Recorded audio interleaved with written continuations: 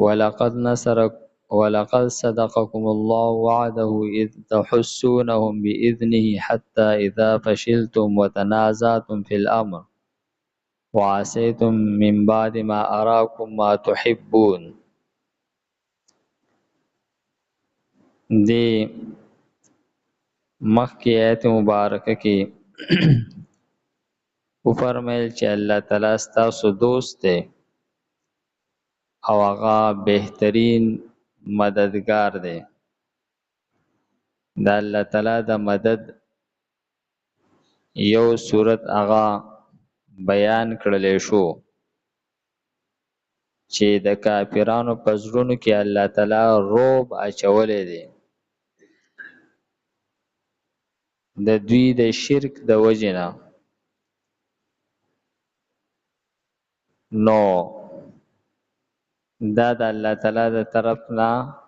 یو مدد دی د مؤمنانو سره، ځکه چې کله د جنگ په دوران کې په چا باندې رعب وي د هغه لاس او خپې صحیح طور باندې حرکت نشي کولی او هغه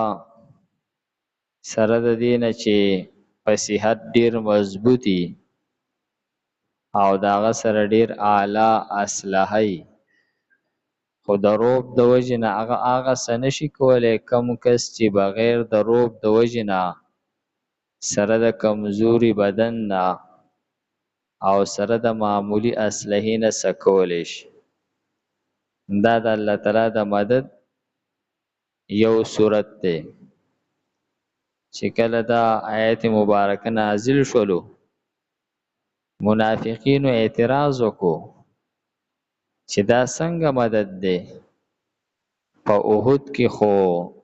تاسو سره د الله تعالی مدد نه و. دې آیت مبارکه کې فرمای چې کله جنگ شروع شولو په احد کې د الله تعالی مدد تاسو سره شامل حالو، تاسو کافران وجل او ستاسو لاس په هغوی باندې بر و، بیا تاسو د پیغمبر د حکم مخالفت وکړلو او د مال غنیمت د راغونډولو طرف ته تاسو رغبت وکړلو. دغه د پیغمبر د حکم د نافرمانی د وجنه او په مال غنیمت کې د دلچسپۍ اغستلو د وجنه هغه کایه چې دغه پلټ شوله تاسو الله تعالی د کافرانو نه واړولئ او هغه په تاسو مسلط کړل. نو تاسو ته ابتدا کې د الله تعالی مدد حاصل شو او تاسو باقاعده کافران وزغلول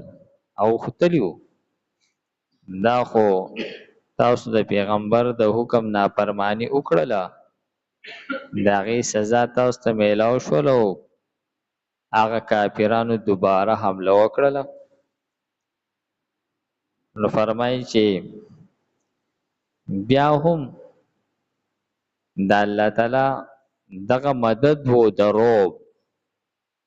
چې دغه کافران سره د دې نه چې غالب وو وتښتېدل او کله چې د لارې نیمه لارې ووهله نو بیا ورته احساس وشو چې بهی دا موږ ولې راوتښتېدو، موږ خو غالب وو، په کار چې هغو تښتېدلی وی. نو بیا یې اراده وکړله چې بهی واپس ځو بیا پې حمله کوو، لیکن په هغو باندې د الله تعالی هغه رعب د مؤمنانو هغه سور کړلو، نو بیا خو دوباره د حملې همت ونه کړلی شو. البته په لاره باندې څه کسان روانو قافله وه، نو هغو ته یې وویل چې تاسو د مؤمنانو په خوا چې کله تېرېږئ نو هغو ته ووایئ چې مشرکین را جمع شوي دي او په تاسو باندې د دوباره حملې کولو پلانینګ جوړئ. نو فرمای دا د منافقینو د هغه اعتراض جواب دی چې ستاسو سره په احد کې د الله مدد نه و، نو فرمای ولقد صدقکم الله، یقینا رښتیا کړی د الله تعالی ستاسو سره وعده خپل وعده د نصرت از په هغه وخت کې په اوحد کې تحسونهم چې وجل تاسو دوی لرا دغه مشرکین تاسو وجل ختمول تاسو باذنه د الله په حکم سره حتی تر دې پورې یعنی دا هغه وخت پورې تاسو غالب وای پاغو باندې مجبورن هغه وتښتیدل حتی تر دې پورې اذا هر کلا فشلتم چې تاسو هغه وخویدلې وتنازعتم او اختلاف کو تاسو فی الامر په حکم کې تاسو وخویدلې تاسو د پیغمبر په حکم کې اختلاف وکړو 50 کسان نبی علیہ السلام په یو کندو باندې کېنولیو او هغه ته دا ویلو کچې مونږ وګټله او کومګه وبیلله تاسو به خپل زین خو زینا نو کله چې کافران وتښتیدل نو داوی امیر چې دی هغه ځای ولاړو ځینې کسان وی چې یاره مونږ لاړ شو چې د خپل مؤمنانو رونو سره د مال غنیمت را جمع کو نو امیر هغه منع کړل چې نه نبی علیہ السلام ویلو چې تاسو بنرا کوزیږئ تر څو پورې چې تاسو ته ما دویم حکم نه کړي نو موږ نه کوزیږو نو دا هغې نه زیات کسان کوشول او کم کسان پاتې شول او بیا په حق طرف باندې په هغه کنډو باندې هغه مشرکینو حمله وکړله نو فرمای چې تاسو اختلاف وکړو په حکم د پیغمبر کې وعصیتم او تاسو نافرمانی وکړله من بعد ما اراکم رستو د دینه چې ولیدل تاسو ما هغه شی هغه مال غنیمت تحبون چې خوخولو منکم ستاسونا من هغه چا یرید الدنیا چې هغوی دنیا غوښتله تاسو چې کله مال غنیمت ولیدلو نو ستاسونا ځینې کسان کم چې د دنیا هغه طلبګارو هغوی نافرمانی وکړله د پیغمبر د حکم نه ومنکم او ځینې ستاسو نه من هغه یرید الاخره چې هغوی صرف آخرت غوښتلو ثم بیا صرفکم واړولی تاسو الله تعالی عنهم د دوی نه ستاسو بری کې یعنې تاسو چې کومه غلبه وه هغه الله تعالی ستاسو نه واړوله نو واړولی تاسو عنهم د دوی نه لیبتلیکم د دې لپاره چې ستاسو ازمیخ وکړي امتحان واغستلی شي ستاسو ولقد عفا عنکم او یقینا الله تعالی تاسو ته معافي کړې ده دا د صحابو دا انتهایی اخلاص او دا غوی د عظمت شان د وجنه الله تعالی دا غوی د کوتاهی تذکره وکړه او دا غوی د معافی تذکره هم وکړه الله تعالی تاسو ته معافي کړې ده هر څه چې کیږي دا د تقدیر او د لیک مطابق کیږي لیک دغه شانتی وو نو هغه شانتی وشوله فرمایي چې الله تعالی تاسو ته معافي کړې ده اوس د دې معافی کېدلو نه پس مونږ د پاره یا د یو بل د پاره دا گنجایش نشته دی چې مونږه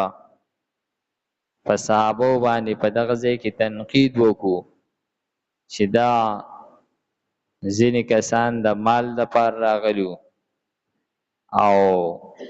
دوی کې د دنیا محبت داسې نه وه، بلکې دغه لیک وه او الله تعالی هغوی ته معافي کړې ده. نو اوس چې الله تعالی هغوی ته معافي کړې ده، نو زمونږ څه مجال دی چې مونږ په هغې باندې تکلم وکړو. والله ذو فضل، او الله تعالی خاوند د فضل دی علی المؤمنین، په مؤمنانو باندې.